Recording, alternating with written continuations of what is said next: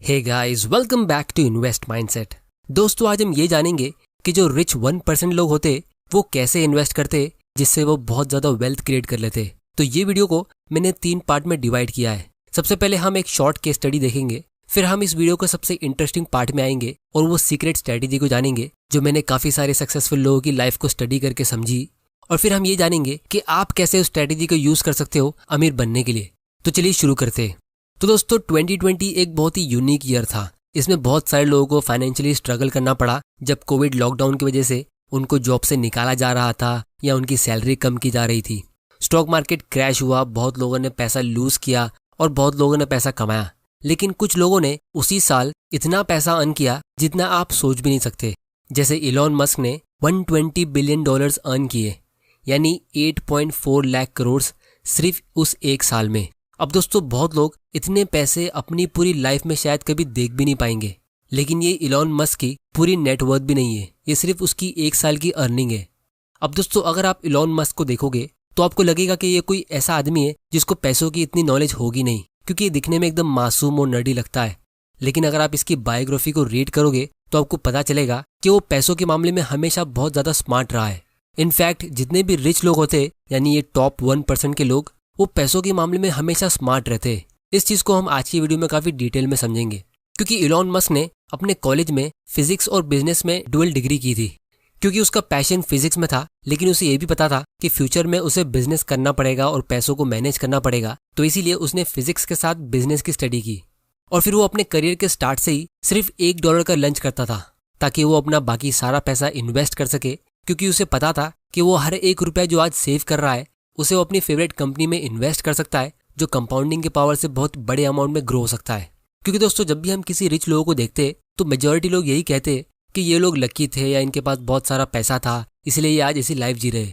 लेकिन दोस्तों, सच ये है कि जो लोग आज सबसे अमीर है वो अचानक से रातों रात अमीर नहीं बने। जैसे इलॉन मस्क ने उसका $120 बिलियन एक्चुअली में सिर्फ एक साल में अर्न नहीं किया था।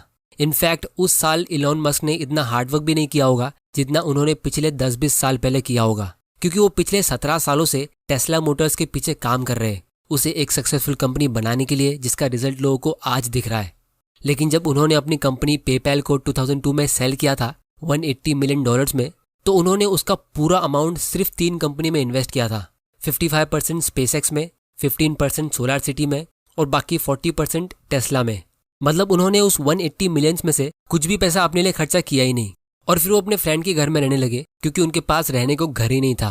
फिर दोस्तों, 2008 में ये टेस्ला मोटर्स बैंकरप्ट होने ही वाली थी, तब इलॉन मस्क मर्सिडीज बेंज की पेरेंट कंपनी डैमलर के सीईओ के पास गए उनसे मदद मांगने कि वो किसी भी तरह टेस्ला को खरीद ले और उसे डूबने से बचा ले, क्योंकि उनकी कंपनी टेस्ला के पास उतने पैसे थे ही नहीं सर्वाइव करने के लिए। लेकिन उनका ऑफर रिजेक्ट कर दिया गया। फिर इलॉन मस्क ने अपनी बची हुई सारी वेल्थ और सेविंग्स को टेस्ला को बचाने में लगा दी, और फिर काफी दिनों तक वो होमलेस भी थे, जहां उनके पास रहने के लिए घर भी नहीं था। फिर दोस्तों, 2016 में भी टेस्ला वापस स्ट्रगल कर रही थी, और तब इलॉन मस्क ने एप्पल कंपनी के सीईओ टिम कुक से मदद मांगनी चाहिए। लेकिन तब टिम कुक ने इलॉन मस्क से मीटिंग भी नहीं की, और फिर वापस से किसी तरह इलॉन मस्क ने अपनी कंपनी को बचा लिया। लेकिन दोस्तों, आज हम सब जानते हैं कि दुनिया का सबसे अमीर इंसान कौन है, और आज की तारीख में सबसे पॉपुलर ऑटोमोबाइल कंपनी कौन सी है। जितनी फेमस और वैल्यूएबल ये कंपनी आज हो गई है, शायद ही कोई और कार कंपनी इतनी हुई होगी। और दोस्तों, बहुत लोग इसे ब्रांड और क्वालिटी के मामले में इसे कार इंडस्ट्री की एप्पल कंपनी कहते हैं। अब दोस्तों, ये कहानी मैंने आप लोगों को इसीलिए सुनाई क्योंकि बहुत लोग जब स्टॉक्स में इन्वेस्ट करते और वो स्टॉक जब थोड़ा सा नीचे जाता है तो लोग इतना डर जाते हैं जैसे दुनिया खत्म होने वाली है। लेकिन बहुत लोगों को इलॉन मस्क या बहुत सारे बिजनेसमैन की एक्चुअल स्टोरी पता भी नहीं होती है कि उन्हें कितने सारे अप्स एंड डाउन से गुजरना पड़ता है। इनफैक्ट हर एक सक्सेसफुल कंपनी और बिलियनर की स्टोरी कुछ ऐसी ही होती है। तो इसीलिए अगर आपको आने वाले 10-15 साल में एक अच्छी फाइनेंशियल लाइफ जीनी है तो आपको भी आज ऐसे अच्छे इन्वेस्टमेंट्स करने होंगे और अच्छे बिजनेस खरीदने होंगे जिससे आप लॉन्ग टर्म के लिए हर अप्स एंड डाउन्स में होल्ड कर सकते हो। क्योंकि दोस्तों, आप चाहो या मत चाहो, लेकिन अमीर बनने का सबसे फास्टेस्ट तरीका बिजनेस के थ्रू ही है। और आप ऐसे अप्स एंड डाउन्स को तब हैंडल कर पाओगे जब आप किसी कंपनी को इस तरह खरीदोगे जैसे वो कंपनी आपकी खुद की है। तो इसीलिए अब हम आते हैं इस वीडियो के सबसे इंटरेस्टिंग पार्ट की तरफ कि आप कैसे रिच लोगों की तरह इन्वेस्टिंग कर सकते हो।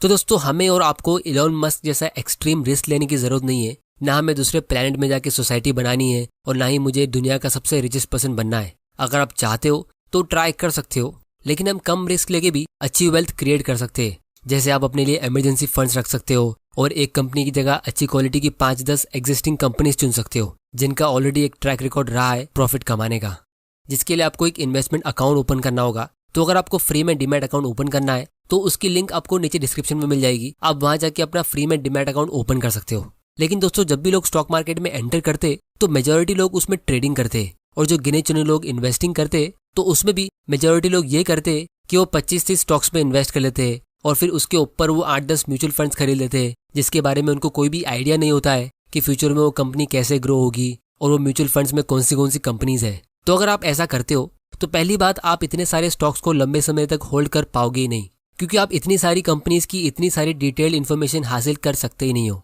तो जब भी स्टॉक मार्केट क्रैश होगा या मार्केट करेक्शन होगा तो आपको टेंशन लेना पड़ेगा कि कौन सा स्टॉक खरीदे और कौन सा बेचे। और अगर आपकी कुछ कंपनी सक्सेसफुल हो भी जाती है तो आप अच्छे रिटर्न्स कमा तो लोगे, लेकिन बहुत ज्यादा वेल्थ नहीं क्रिएट कर पाओगे, क्योंकि आपने एक बड़ा अमाउंट उस सक्सेसफुल कंपनी में इन्वेस्ट किया ही नहीं था कि वो बहुत बड़ी अच्छी वेल्थ में ग्रो हो सके। क्योंकि दोस्तों, जब भी आप डाइवर्सिफाई करते हो तो आपका प्राइमरी फोकस ये होता है कि आपको अपनी वेल्थ को रिटेन करना है और रिस्क को रिड्यूस करना है। लेकिन जब आप बिना रिसर्च के डाइवर्सिफाई करते हो तो ना आप रिस्क को रिड्यूस करते हो और ना ही आप वेल्थ क्रिएट कर पाते हो, क्योंकि वेल्थ क्रिएशन का गोल्डन रूल ये है कि wealth is created faster through concentration and retained through diversification. अब दोस्तों, इसका मतलब ये हुआ कि अगर आपको जल्दी वेल्थ क्रिएट करना है तो आपको कॉन्सेंट्रेट करना होगा, डाइवर्सिफाई नहीं। और ये कॉन्सेंट्रेशन डाइवर्सिफिकेशन का एग्जैक्ट ऑपोजिट होता है, जिसका मतलब ये है कि आप एकदम गिनी चुनी कंपनीज में पूरी रिसर्च करके, जैसे सिर्फ 2 या 5 कंपनीज में अपनी पूरी सेविंग्स इन्वेस्ट करते हो। जैसे अगर आप किसी भी रिच लोगों का पोर्टफोलियो देखोगे तो आपको उनका पोर्टफोलियो थोड़ा सा अनबैलेंस लगेगा, ऐसा लगेगा जैसे उन्होंने सही तरीके से डाइवर्सिफाई किया ही नहीं है। जैसे जेफ बेजोस का पोर्टफोलियो कुछ इस तरह है, क्योंकि शुरुआत में इन्होंने अमेजोन से वेल्थ क्रिएट की और फिर जब इनकी वेल्थ बिल्ड हो गई तब जाके उन्होंने दूसरी कंपनी में और दूसरी जगह डाइवर्सिफाई करना शुरू किया। या फिर अगर आप बिल गेट्स का पोर्टफोलियो देखोगे तो आज उनके पास माइक्रोसॉफ्ट का सिर्फ 1% शेयर्स है, जबकि वो माइक्रोसॉफ्ट के फाउंडर थे और मेजॉरिटी शेयर होल्डर थे। तो यही स्टोरी आपको सारे फाउंडर्स में दिखेगी कि शुरुआत में उन्होंने एक स्टॉक से कॉन्सेंट्रेट करके वेल्थ क्रिएट करी और फिर वो रिटेन करने के लिए उसे डाइवर्सिफाई करते। और फिर जो लोगों ने खुद कंपनी स्टार्ट नहीं की होती है लेकिन इन्वेस्टिंग से वेल्थ बिल्ड की है, जैसे वॉरेन बफे, तो उनका पोर्टफोलियो भी आपको कुछ इस तरह दिखेगा। या फिर अगर आप चार्ली मंगर का पोर्टफोलियो देखोगे तो वो भी आपको कुछ इस तरह दिखेगा। या फिर अगर आप राकेश झुनझुनवाला का पोर्टफोलियो देखोगे तो उनका पोर्टफोलियो भी एकदम अनबैलेंस लगेगा। एकेडमिक फाइनेंस के लोग आपको कहेंगे कि आपको ऐसा पोर्टफोलियो बनाना चाहिए, लेकिन वॉरेन बफे कहते हैं कि diversification is a protection against ignorance, क्योंकि अगर आपको पता नहीं कि आप क्या कर रहे हो तो डाइवर्सिफिकेशन आपकी हेल्प कर सकता है। लेकिन अगर मुझे पता है कि एक कंपनी बहुत सक्सेसफुल होने वाली है तो मुझे डाइवर्सिफाई करने की जरूरत ही क्या है, तो मैं अपनी मेजॉरिटी वेल्थ उस एक कंपनी में इन्वेस्ट करूंगा जो 30% के या 35% के रेट से ग्रो होगी। मैं जबरदस्ती डाइवर्सिफिकेशन के नाम पे दूसरे एवरेज इन्वेस्टमेंट्स में क्यों डालूं जो 10-15% के रेट से ग्रो हो रही है। तो इसीलिए it makes little sense if you know what you are doing. इस चीज को हम आने वाले वीडियोस में काफी डिटेल में स्टडी करेंगे जब हम पोर्टफोलियो और डाइवर्सिफिकेशन की बात करेंगे। क्योंकि दोस्तों, जब भी मार्केट क्रैश होता है तो आप हमेशा यही देखोगे कि किसी बड़े इन्वेस्टर ने कोई 1 या 2 कंपनी में इन्वेस्ट किया है और फिर वो उसे लॉन्ग टर्म के लिए होल्ड करके रखते हैं। लेकिन मेजॉरिटी मिडिल क्लास के लोग जो स्टॉक मार्केट को थोड़ा बहुत जानते हैं और अगर वो मार्केट क्रैश के बीच इन्वेस्ट करने की हिम्मत करते तो वो वैसे टाइम पे 25-30 कंपनी के स्टॉक्स खरीद लेते हैं जिनके बारे में उनको ABCD भी पता नहीं होती है। और इसीलिए मेजॉरिटी लोग यानी 99% लोग स्टॉक मार्केट से वेल्थ क्रिएट कर पाते ही नहीं है, क्योंकि उन्होंने उस स्टॉक्स को अच्छे प्राइस पे खरीद तो लिया है लेकिन अब उनको खुद को पता नहीं है कि उन्होंने उस स्टॉक को खरीदा क्यों है और वो कंपनी फ्यूचर में क्या करने वाली है, वो ग्रो होगी भी या नहीं। जिससे अल्टीमेटली होता ही है कि जो स्टॉक ऊपर जाते तो लोग उसे छोटे मोटे प्रॉफिट लेके सेल कर देते और जो स्टॉक लॉस में होते लोग उसे सालों साल होल्ड करके रखते उसके रिकवर होने के इंतजार में, क्योंकि लोगों को प्रॉफिट बुक करने में मजा आता है और लॉस में सेल करने में बुरा लगता है। इसे हम रिस्क अवर्जन और संक कॉस्ट फैलेसी कहते हैं, जिसे हम किसी और दिन एकदम डिटेल में समझेंगे। इसी तरह लोग इस वेल्थ क्रिएटिंग गेम को एक लूजिंग गेम बना देते हैं। अब दोस्तों, नो डाउट ये कॉन्सेंट्रेटेड पोर्टफोलियो वाली स्ट्रेटेजी रिस्की है, लेकिन मैं आप लोगों को ये इसीलिए कह रहा हूँ क्योंकि बहुत सारे लोग स्टॉक मार्केट से एकदम एक्स्ट्रा ऑर्डिनरी रिटर्न चाहते हैं। जैसे एक साल में ही 1 लाख रुपया उनका 10 लाख में ग्रो होना चाहिए या उससे भी ज्यादा, जिसके लिए वो ट्रेडिंग करते हैं और अननेसेसरी रिस्क लेते हैं। लेकिन दोस्तों, ऐसा होना इम्पॉसिबल है। आपको किसी भी स्टॉक से और स्टॉक मार्केट से उतना ही रिटर्न मिल सकता है जितने रेट से वो कंपनीज एक्चुअल में ग्रो होती है। अब दोस्तों, आगे बढ़ने से पहले मैं थैंक यू बोलना चाहूंगा हमारे आज के स्पॉन्सर क्रिप्टो को। इनके प्लेटफॉर्म से आप 0 फीस में क्रिप्टो बाय और सेल कर सकते हो और अपने फ्रेंड्स को भी पूरी दुनिया में कहीं भी और कभी भी 0 फीस में क्रिप्टो करेंसीज भेज सकते हो। इनका प्लेटफॉर्म काफ़ी सिंपल है यूज़ करने के लिए और यहाँ पे आपको 24/7 कस्टमर सपोर्ट मिलता है और इनके साथ साइन अप करने पे आपको फ्री क्रिप्टो करेंसी इनकी तरफ से गिफ्ट मिलेगी और आपको अपने फ्रेंड्स को रिफर करने पे भी फ्री क्रिप्टो करेंसी मिलती है। बिटकॉइन और क्रिप्टो करेंसी की ज़्यादा डिटेल्स के लिए आप इनका ऐप डाउनलोड कर सकते हो। इसकी लिंक आपको नीचे डिस्क्रिप्शन में मिल जाएगी। अब मैं आप लोगों को कुछ सिंपल टिप्स देता हूँ कि कैसे आप स्मार्ट इन्वेस्टर्स की तरह इन्वेस्ट कर सकते हो और अच्छी वेल्थ बिल्ड कर सकते हो। तो दोस्तों सबसे पहले आपको ये चीज़ करना है कि आपको कुछ गिनी चुनी इंडस्ट्रीज को अच्छे से समझना है और उसकी आपको इतनी नॉलेज होनी चाहिए जितनी बाकी दूसरे एनालिस्ट और फंड मैनेजर्स को ना हो, क्योंकि अच्छी वेल्थ क्रिएट करने के लिए एक कंपनी भी काफ़ी है। जैसे अगर आप टेक्नोलॉजी सेक्टर में इंटरेस्टेड हो तो आप सिर्फ इस एक इंडस्ट्री से स्टार्ट कर सकते हो।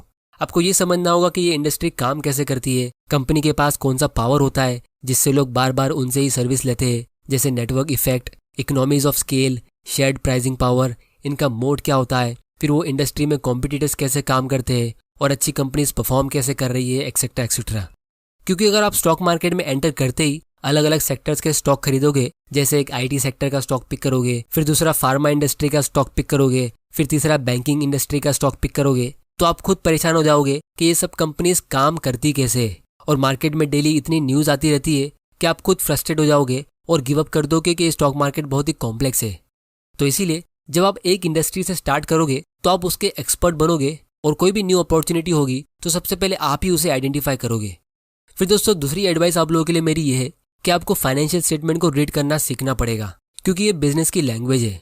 आप सिर्फ स्टॉक के प्राइस को देख के कंपनी के फ्यूचर के बारे में पता लगा नहीं सकते, आपको उसके फाइनेंशियल स्टेटमेंट को पढ़ना पड़ेगा। क्योंकि दोस्तों कुछ लोग आपको ऐसे भी मिल जाएंगे जो आपको कहेंगे कि वो आपको सिर्फ स्टॉक के प्राइस को देख के बोल सकते हैं कि वो स्टॉक अगले 2 महीने में कहाँ जाएगा, और वो वहाँ पे कुछ लाइन ड्रॉ करके आपको बताएंगे कि देखो ये ऐसा पैटर्न बन रहा है।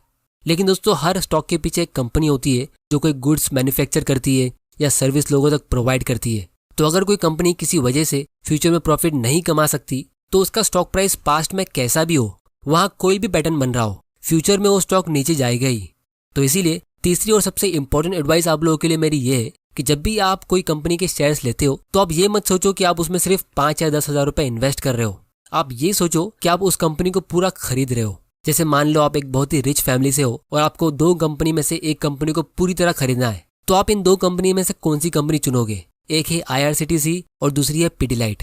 अब दोस्तों ये दोनों कंपनीज के पास मोनोपोली है। IRCTC की मोनोपोली ऑनलाइन टिकट्स और रेलवे में कैटरिंग सर्विस की है और ये पिडिलाइट इंडस्ट्रीज की मोनोपोली फेविकॉल, फेविक्विक, एमसील और ऐसे प्रोडक्ट्स में है। और दूसरी तरफ IRCTC का PE रेशियो 200 का है और पिडिलाइट का PE रेशियो 90 का है। अब दोस्तों अगर आप इनका सिर्फ शेयर प्राइस देखोगे तो आप शायद IRCTC का स्टॉक ले लोगे, लेकिन अगर आप थोड़े ठंडे दिमाग से ये सोचोगे कि आप इन्हें पूरी तरह खरीद रहे हो तो आपके दिमाग में सबसे पहले ये ख्याल आएगा कि नो डाउट IRCTC एक मोनोपोली है, लेकिन ये मोनोपोली तो हमारे हाथ में है ही नहीं, क्योंकि गवर्नमेंट कभी भी किसी दूसरे प्लेटफॉर्म को और दूसरे बिजनेसमैन को लाइसेंस दे सकती है ऑनलाइन टिकट सेल करने का और रेलवे में कैटरिंग सर्विस प्रोवाइड करने का, क्योंकि इनके पास कोई भी लीगल प्रोटेक्शन नहीं है जैसे पेटेंट, ट्रेडमार्क या लाइसेंस।